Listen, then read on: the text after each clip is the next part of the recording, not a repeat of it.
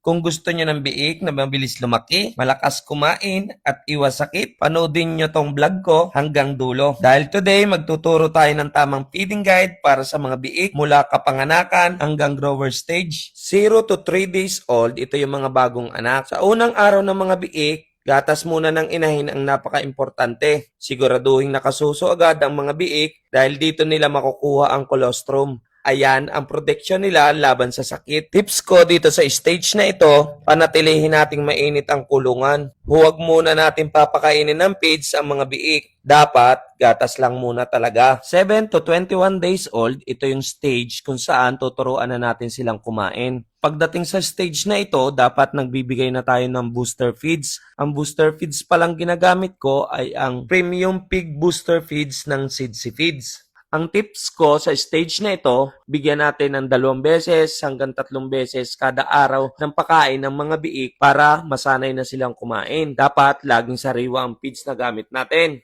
At lalong-lalong na dapat malinis ang tubig na binibigay natin sa kanila. At dito sa stage na ito, nasasanay na ang mga biik na kumain ng feeds. 25 to 35 days old, ito na yung time para tayo ay magwalay ng mga biik. Sa panahon na ito, inaalis na natin ang biik sa kanyang mga inahin. Dito, dapat nagbibigay na tayo ng free starter feeds na dapat di kalidad ang binibigay natin. Ang ginagamit ko nga pala ho ay ang Big Boy Premium Free Starter Feeds ng Sidsi Feeds. Ang tips ko naman dapat 3 beses hanggang 4 na beses tayo magbigay kada araw. Iwasan din natin ng papalit-palit ng feeds. Dito sa stage na ito, dapat lagi natin bantayan kung nagtatai ang mga biik. Agad-agad nating solusyonan dahil dito sa stage na ito, nababansot ang ating mga biik. 36 to 60 days old, ito na yung starter ng stage ng ating mga biik. Dito sa stage na ito, malakas nang kumain ng mga biik.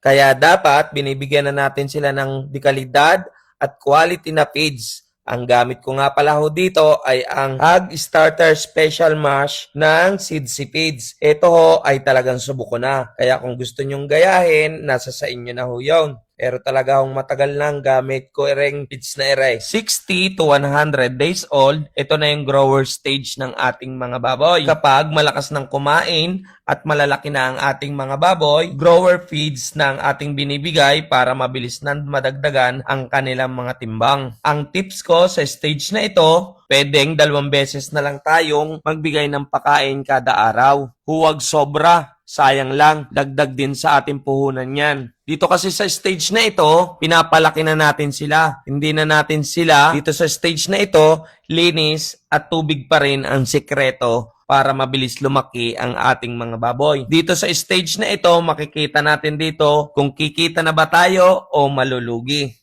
Extra tips ko pala mga boss para mas mabilis lumaki ang ating mga baboy. Magbigay tayo kada buwan ng vitamins at pamurga. Ang gamit ko nga pala pamurga ay Pepe Dewormer gawa ng Parmabet. At ang gamit ko vitamins ay Super 4 gawa ng Battlecock. Dahil ang Super 4 ay meron ng B12, B-complex, liver extract at folic acid. Yan ang mabisang vitamins sa ating mga alagang baboy. Kung gusto mo ng biik na mabilis lumaki, iwas sakit, sundin mo lang ang tamang feeding guide na to. Paki-follow na rin pala ako para sa marami pang tips para sa pagbababoy. Paki-follow, like, and share na rin po pala ng page ng Sidsi Feeds at page ng Battlecock dito din po sa Facebook. Hanggang sa mga susunod na vlog tungkol sa ating mga baboy. Ay siya paano mga boss, hanggang dito na lang. Happy farming, God bless everyone!